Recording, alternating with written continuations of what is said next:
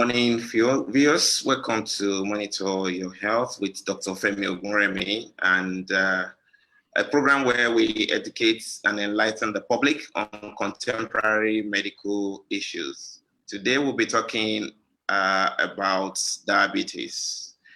It is clear that in 2017, I think the WHO mentioned that we had about 425 million people suffered diabetes globally, and about 1.5 million people actually died from the disease in 2012. It's a huge global burden, and we feel it's important for us to explore this and see what we can do as an individual and even as professionals in reducing this burden globally. And with me today is Professor Felicia Anumah, a renowned endocrinologist who will be helping us to, throw some light into diabetes today. You're welcome, ma'am. Thank you very much. Good morning, everyone. So please, can you introduce yourself to our viewers? Well, thank you. I'm Felicia Anumah. I'm a professor of medicine, endocrinology, and diabetology. I'm the dean of the Faculty of Clinical Sciences, University of Abuja, and I'm a consultant endocrinologist in the University of Abuja Teaching Hospital. I am the president of Diabetic Food Nigeria Initiative. I'm a board member of the Pan-African Diabetes Food Group and Nigeria representative to Diabetes D-Food International. Thank you so much, ma'am. So diabetes, how bad is this? As in terms of the scope and the number of patients that you see? Well, what is diabetes, first of all? In simple terms, it is when the body loses the ability to utilize glucose properly, in simple terms. We have this famous chemical in the body called insulin, and it's produced from an organ in the abdomen, what others call stomach, called the pancreas. There are specialized cells there in the pancreas that produce this chemical. Now, this chemical we call hormone, but in simple terms, one of the chemicals in the body is the one that helps us to utilize everything we eat as a source of energy and nutrition. So for so many reasons, this chemical can become non-functional or can become so reduced that we are not able to utilize what we eat as a source of energy and nutrition. So glucose builds up in the blood because the cells are not able to utilize it as a source of energy and nutrition. Now, diabetes is becoming a big problem. In fact, I usually say that it is a time bomb that can explode anytime. Particularly in low and middle income countries like Nigeria, where we have not finished with handling infectious diseases yet, but we have non-communicable diseases or non-infectious diseases like diabetes and hypertension, heart attack, stroke. On the other side of the spectrum, we have a big problem. And we also don't have the resources to manage the complications of diabetes when they arise. I don't mean, when I say we don't have the resources, I don't mean the skill. I don't even mean the medical personnel, but I mean the resources to manage the complications of diabetes. Because, for example, in Nigeria, we run an out-of-pocket system. Our health insurance is not solid. So if a patient has kidney failure from diabetes, for example, that's a death sentence on the forehead of that individual. Because in the Nigerian setting, that individual needs on the average about 100,000 weekly to dialyze, buy medications, and survive. So that's a very expensive life. So I'm always saying that all options, all hope is not lost. We have a cheaper option, and that cheaper option is prevention. And that's why it's quite worthwhile what Dr. Femi Ogunremi is trying to do, to bring the attention of people to the seriousness of diabetes and what we can do to reduce the burden. The burden is much because in 2019, we had about 425 million people with diabetes all over the world. And the projection says by 2045, we're going to have 700 million people with diabetes. But people will say, particularly in the developing countries, what's our business with these figures? We have business with it. The reason is that 80% of this expected increase is going to happen in the low and middle income countries, including Nigeria. That's why we have business with it. And the earlier we get empowered to live right and prevent it, the better for us, because that is the cheaper option we have. Thank you so much. So, you know, as you were saying it, I kept thinking about, you know, some of the patients I've actually seen when people, you know, they're working with something very trivial. They might just say, oh, I have, to them it's trivial. They have issues with their foods. And at this time, they're not actually coming with the diabetes, which they have the symptoms, which they've ignored. But this time they're coming with the diabetic foods. So what are the presentations that, you know, patients need to be mindful, or what are the things that they see that need to prompt them to actually go and see somebody? And prevention is there, but in terms of the presentation also. No. Well, unfortunately, in diabetes can be very silent until the onset of complications. Now, about 60-70% of patients that come to us the very first time we make a diagnosis of diabetes, they have one chronic complication or the other. And that's why we need to spend time as healthcare professionals, those who have been trained to look after diabetes patients, to spend time, you know, clerk this patient properly, ask questions, and examine the patient properly, looking for which complication is already there. Because we know that even when complications have set in, there are things we can still do to prevent the progression of these complications from one stage to the other. Now, food complications is one of the big burden of diabetes that we have in Nigeria, for example. In my unit in the teaching hospital, 50% of the patients under my care are there because of food problems. So you are right when you say that they can come with, you know, to them, very trivial symptoms. But you see, in diabetes, nothing is trivial. Diabetes is a complex disease. So everything that appears simple in a non-diabetic person is not simple in a diabetic. Even as small as malaria is no longer simple malaria in somebody who has diabetes. So every other thing that happens to a patient with diabetes must be taken very seriously. Because we know the problem with diabetes is that it affects the immune system. The complement system, for example, is not working well. And the situation, I mean, in diabetes, once blood sugar or blood glucose is not normal, it coats everywhere there is protein in the body. So the immune cells, for example, it coats the membrane, the cell membrane. So they are no longer able to engulf bacteria or virus or whatever to kill it. So that's why they are they are more prone to infections than people who don't have diabetes, because it is like their immune response is flat. Their immune system is flat to any stranger coming in.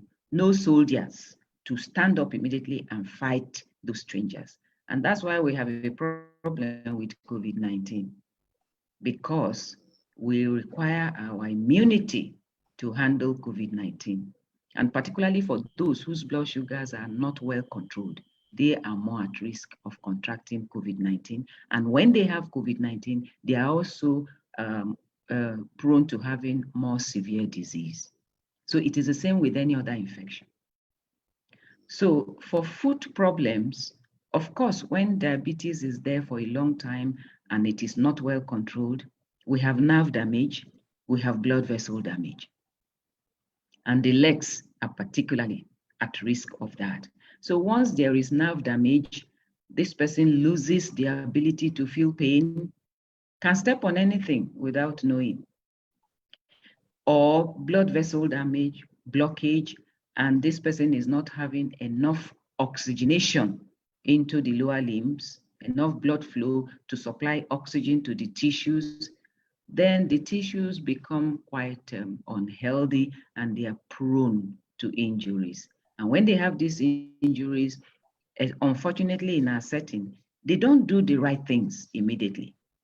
They manage themselves, they go to chemist shops, they go to somewhere, and at the end of the day, what happens in our own experience, I've had some, experience for quite a while now on diabetes food. You find out that 50% of the time, by the time they are getting to us in the teaching hospital, the only option is amputation to save the life of that individual. So the people are not empowered to know what to do to save their legs. That's why we have so much burden. I'm always saying that the complications of diabetes in any country reflects the quality of care that the patients have. Thank you so much, Ma. It's a shame that, you know, in Nigeria things are there are a lot of situations where, just like you mentioned, it maybe because we run a kind of capitalism, you know, sort of health system where people sort of are scared about how much am I going to pay out of pocket, you know, to actually manage myself.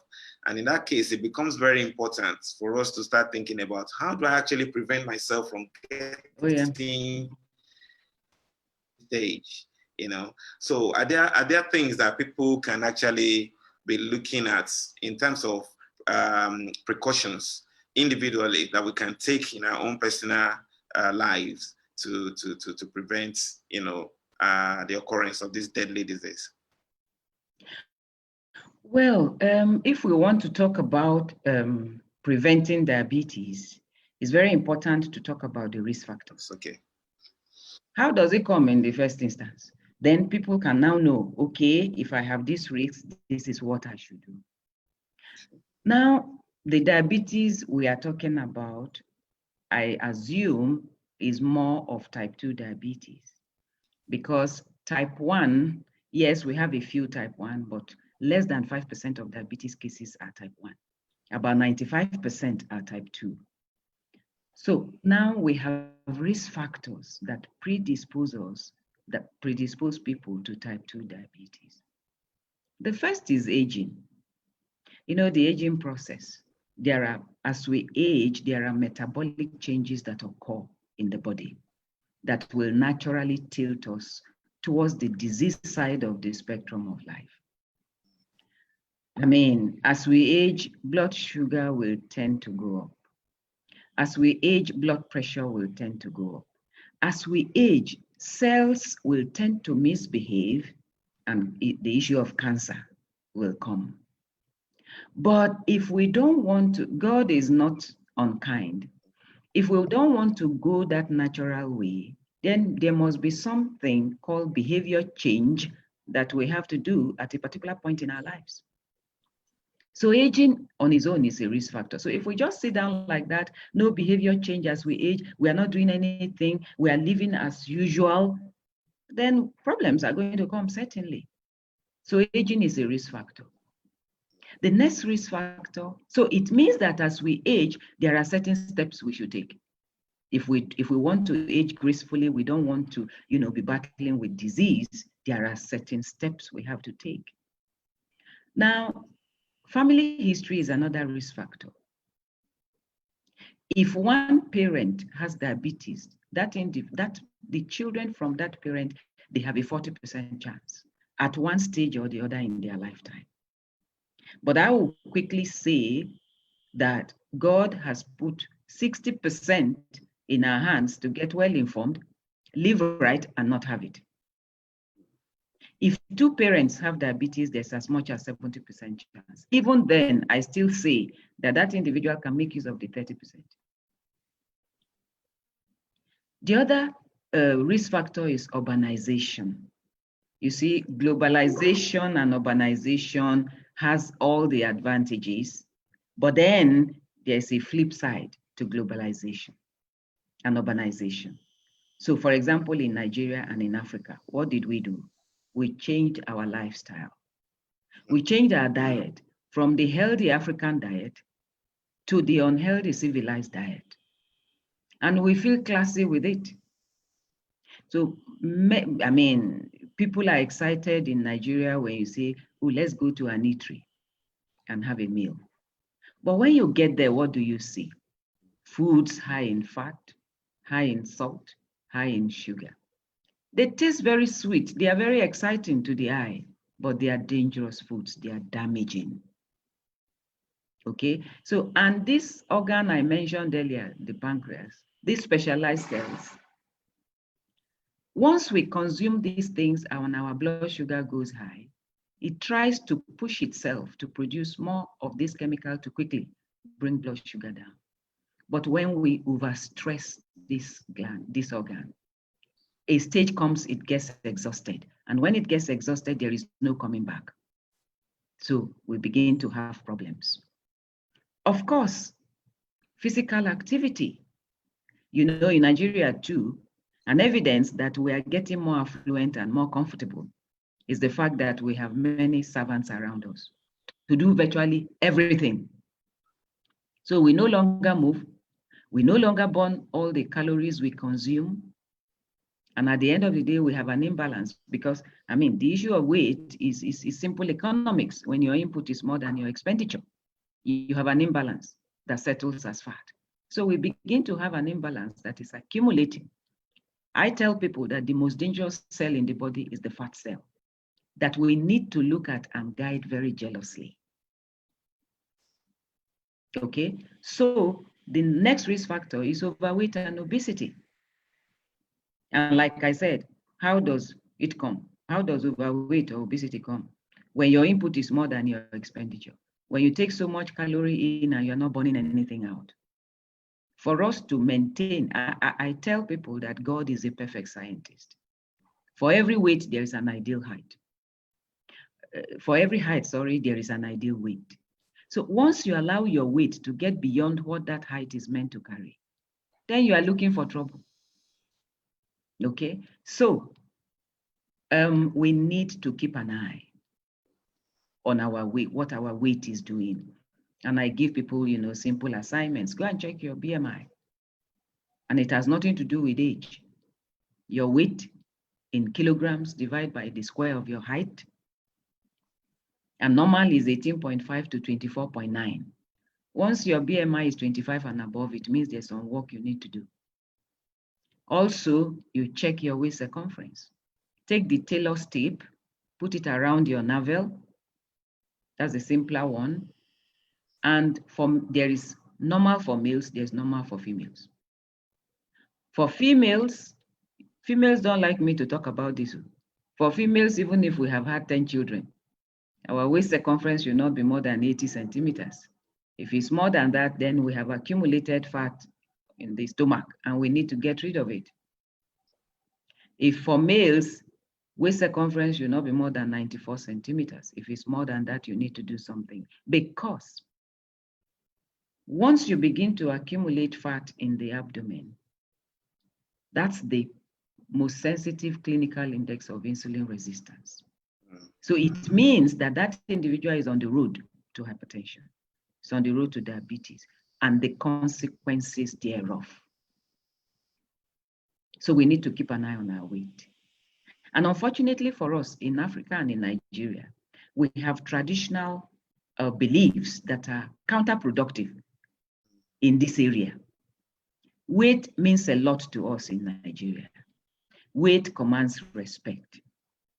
Dr. Femi, if your wife is slim and is having normal weight, they will say you are not taking good care of her.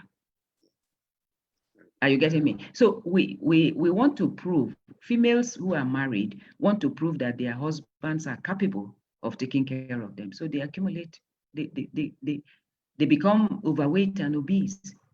Also, even the men. The women also need to prove to the society that they are taking care of their husbands. So their husbands also begin to add weight, begin to grow pot belly. I hope you know, some years back, I think that belief is changing now, thank God. But some years back, when people have pot belly, it is an evidence of good living. It's an evidence of affluence. It's an evidence of good life. But I believe that, with education, people are getting to know that it's an evidence of slow death.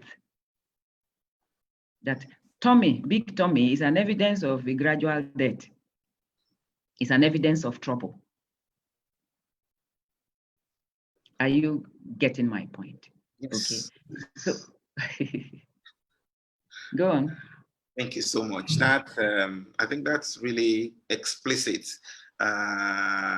for our viewers. And I personally sitting down here enjoying and even learning a lot from all this. So there is a question from the public. Somebody is asking, at what age is one prone to diabetes? And do diabetes happen in children? Oh, yes. Okay, thank you. Now, diabetes can occur in children. Like we said earlier, the type of diabetes we're talking about is type 2 diabetes, but we have type 1 diabetes that occurs in children. Okay, but unfortunately for us again, type 2 diabetes we didn't used to see in children. But because of the change in lifestyle that I was just talking about, you have children today who are obese, who are overweight, and because of that, children are developing type 2 diabetes. I did a diabetes prevention program in 20 secondary schools in the Federal Capital Territory in Abuja. And I worked with 3,000 secondary school children and 1,000 secondary school teachers for 2 years. Now, the prevalence of overweight and obesity I got is quite scary. We have a big problem in front of us because in these schools, you go and find children in GS1, GS2, 10 years, 12 years old, over 100 kg. We got the highest BMI we got was 45 in children in secondary schools. Wow. So we have a big problem amongst adolescents and youths as far as the risk of diabetes is concerned. There's a big time bomb coming. Yeah. And it is because of change in lifestyle. Parents now feel very classy when they take their children to all these places and buy them ice creams, chocolates, and so on. They feel quite classy and good that they love the children. But what they are doing is killing these children slowly. So we have type 2 diabetes now that we didn't used to have before in children because of excess weight. Sorry, the second question the person asked. So the question, I think you probably had answered both. At what age is one prone? Yes, very important. So children can have diabetes, but the important point is this. I don't want to mention a specific age because I don't even want the person to get there before taking steps. As early as possible, take preventive steps to avoid having diabetes. For example, I don't have a family history of diabetes to the glory of God, but because I know what diabetes is and the costly, expensive, and mutilating complications of diabetes, my children, I taught them how to eat cream crackers as biscuit and nothing else. And up to this moment, that is what they take. So I'm not going to mention any particular age, but as early as possible. Don't think that that child is small. It is like if somebody wants to be healthy at 50, start very early, even at 15. So the changes should be made as early as it is possible for you to start making those changes. No specific age, because Diabetes can be silent. We call it pre-diabetes stage for a long time, for 10, 15 years. Can be silent. The individual is going around feeling that he is healthy. But you see, in that pre-diabetes stage, complications, things are already going on in the body. And that is the reason why you can have somebody you diagnose diabetic today, but has all the complications. Or people.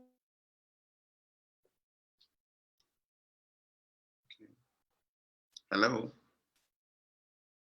Okay, so I think we lost Prof there, so we'll wait for her to come back. So we've been talking about diabetes, and we've discussed we've defined what diabetes is, and then we've talked about the epidemiology. People who don't even know they have diabetes, but they have heart attacks, find out that it is diabetes that caused the death. Yeah. Right. Okay. Hello, ma. Are you getting? Yeah, we lost you for a few seconds. Hello. Okay. Okay. So, yeah. Hello. Okay. So, okay. I think she's back. Yeah. Sorry about that. Yes, that's okay, ma. Yeah. Yeah. All right. You can carry on, ma. We lost you briefly for a few seconds there. Okay. I'm not sure where I stopped, but what I was saying, you're hearing me now? Yeah, your camera is off though. No, my camera is on. It's not showing your picture. But I can go on since they're hearing. Yes. It will come up. I can go. Okay. So what I was saying was that I'm going to give a specific age where people can have diabetes, but usually type 2 diabetes from 30, 35 years. But if we are talking of prevention, we should start preventive measures as early as we can start it. Okay. Thank you so much, man. So, to the viewers, you've heard what the Prof is telling us here. It is important for us to take action on our own. We need to start as early as possible. Watch what you eat. Know your weight. Yeah, I was going to ask Prof. In terms of screening, what are the things that individuals can do, or maybe from the professional angle, what are the things that we should be seeing and we should be doing, maybe at primary care level or at an individual level to prevent this happening, a time bomb? At primary care level, there's a lot they can do. Talking about healthcare professionals now, in fact, last year we had a program with Federal Ministry of Health and the WHO on how to empower the primary health care setting to be able to handle NCDs to some extent, diabetes, hypertension, and so on. So and to the glory of God, we have just succeeded in changing the issue of checking for diabetes from urinalysis to using a glucometer for blood sugar at the primary healthcare level. So it has been included in the basic healthcare provision fund that the blood sugar should be checked instead of urinalysis. It took a lot to do that, but finally we succeeded in getting it done. So it is now in the basic care provision fund to check blood sugar instead of checking urine. Because the danger of checking urine is that it depends on the renal threshold of that individual. If the renal threshold is high, that individual can be swimming in his blood sugar and there is no spill in the urine. So you check the urine and you say, oh, this person is fine, no problem. But the person swims in his or her blood sugar and before you know it, he has a gangrene of the foot, or he has a stroke, or he has a heart attack. So thank God now from the basic healthcare provision fund, they will be checking blood sugars, and that will make us to catch individuals blood sugars very early. So blood sugar should be checked. You have a bit of a distortion in your voice. I don't know. Okay. Yeah. Are you hearing now? It's better now, yes. It's better now. So for the healthcare professionals, it is blood sugar, please, and not urine. We check the urine of people with diabetes. What do we check it for? It is for protein and for ketones, not necessarily glucose, because it's not going to help us. And moreover, the bladder is just a storage organ. And we don't pass urine all the time. Blood sugar varies every cardiac cycle.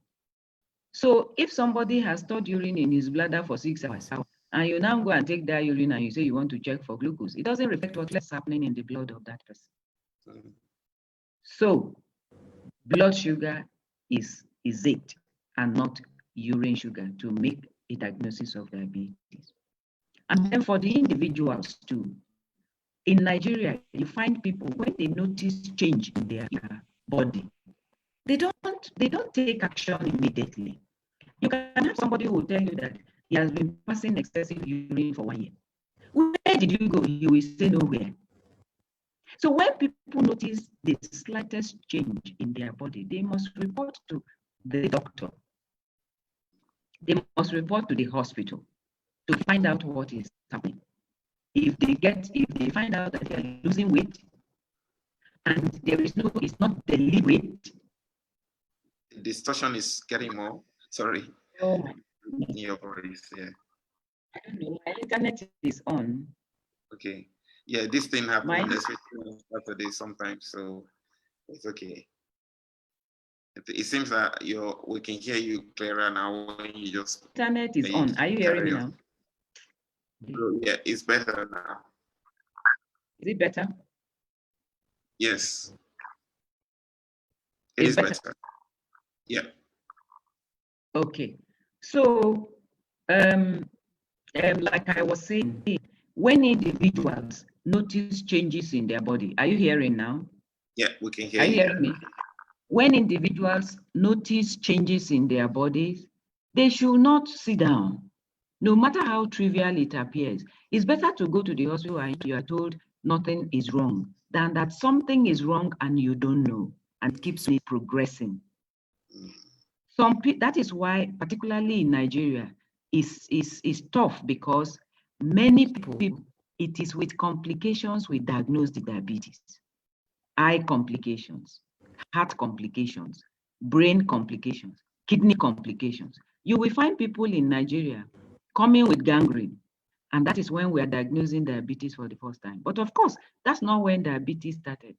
Certainly, there are things the person has been feeling, but he ignored them. You find people who come with a stroke, who will come with heart attack. So I encourage regular medical checkups for people so that you know what is happening inside your body. And also it's very important when they do medical checkup, the person who interprets the result is very important.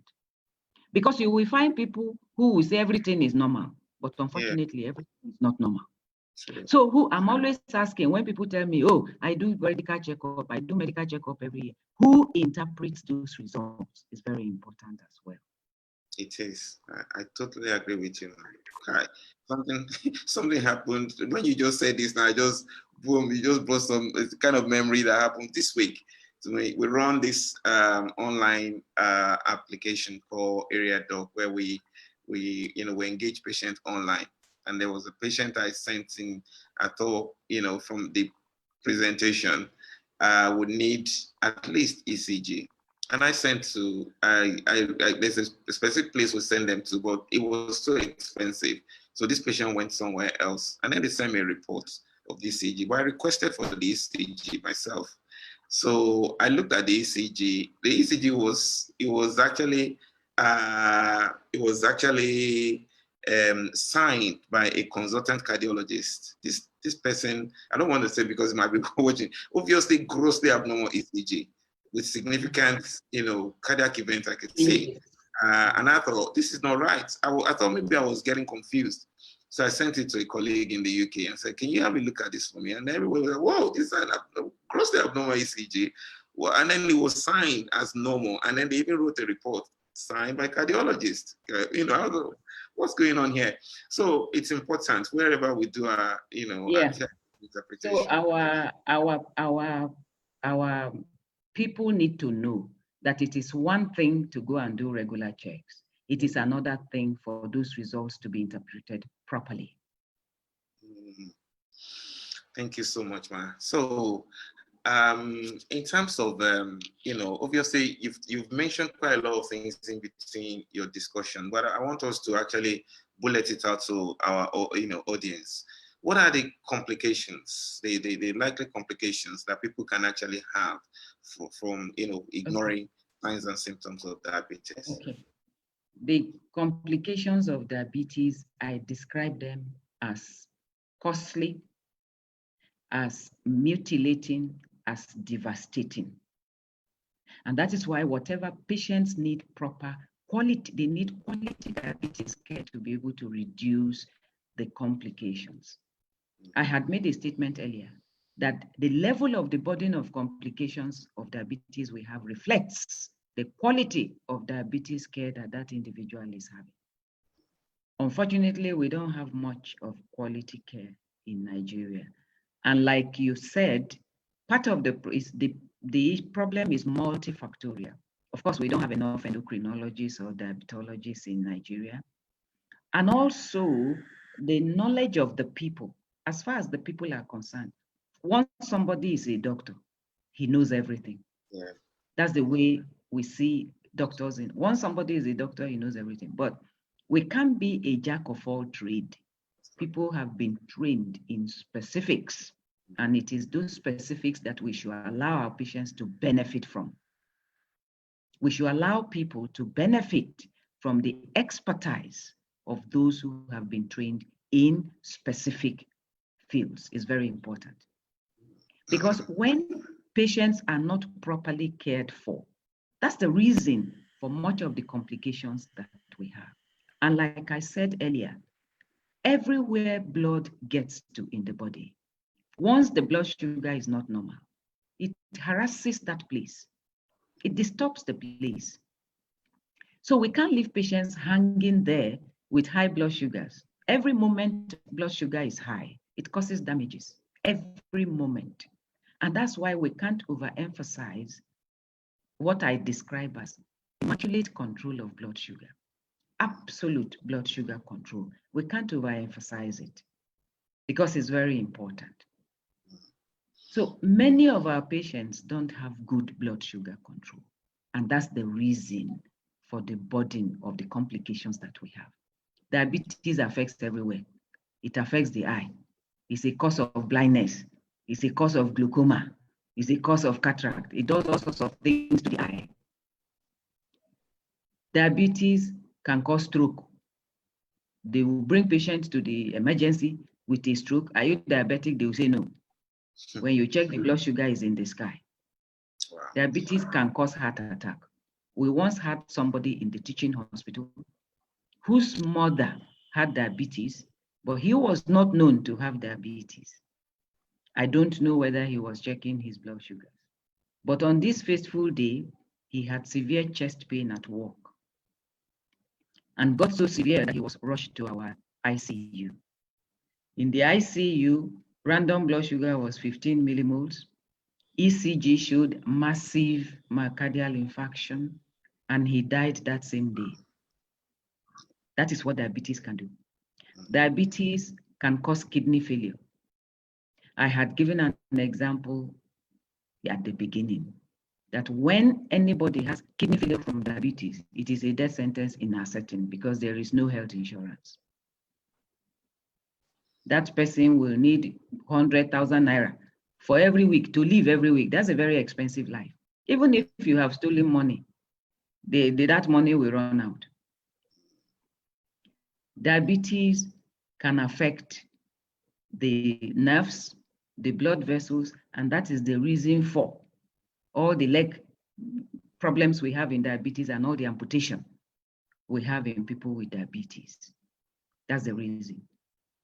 In men, diabetes can affect their sexual life, and they have, erectile dysfunction. Diabetes can cause that. I know men are quite particular about that. But unfortunately, it's not something they also want to talk about. So we have to, probe them.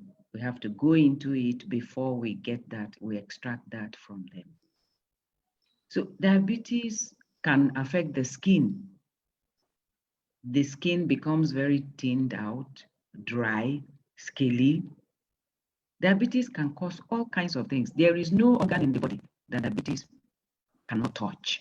And that is why, number one, whatever it takes for anybody to avoid, to prevent diabetes in the first instance, it is worth it. I always tell people that whatever effort you have to make, particularly those who have, family history, those who are overweight or obese and all that, because weight on its own can bring diabetes. So whatever anybody can do to prevent diabetes, it is worth it. And then secondly, okay, when diabetes has set in, the person needs quality diabetes care to prevent complications. Even when the complications can set in, the person still needs a specialized care to prevent the progress of these complications. Thank you so much. So we're getting to the end of the program now, and I just want to, obviously we've said a lot around. Somebody's asking this question: how do you prevent diabetes? I think this person probably was not listening before, so we've extensively talked about. Maybe just coming to the program. Yeah, we've talked about for Miss Ezenvosa Isa. I think we've talked about the prevention of, or what we can do to prevent diabetes. You can go back into the slides. It's all quite explicitly discussed by Prof earlier on. So now that what will be the advice? Obviously now the issue we have at hand is, just before I go into that, something came to mind. When you go about in Lagos State, for instance, there are a lot of people who want to tap into the advantage of what they see around. There are people who are either in the buses or things they promote, all sort of things for the care of diabetes. What's your advice on this? Well, it's of great concern, because you see, particularly for the kidneys, anybody with diabetes has to be very careful what they take in. Some of these things, you are a doctor, before any drug is brought out as treatment, it has gone through 4 phases of clinical trial. But many of these things that are sold all over the whole place along the street, they have not undergone any trial. You don't know what the efficacy is. You don't know how it affects the organs. People are just taking them in. And at the end of the day, they come with, I had a patient who has had diabetes for quite a while, and he had fever. He thought it was malaria. He took anti-malarial, he didn't get better. Unfortunately, what he had was pyelonephritis. Somebody now said, he could take this herb for treating malaria. He took those herbs. He already had diabetic nephropathy. He took those herbs and those kidneys shut off. He had to have a kidney transplant, and the transplant failed.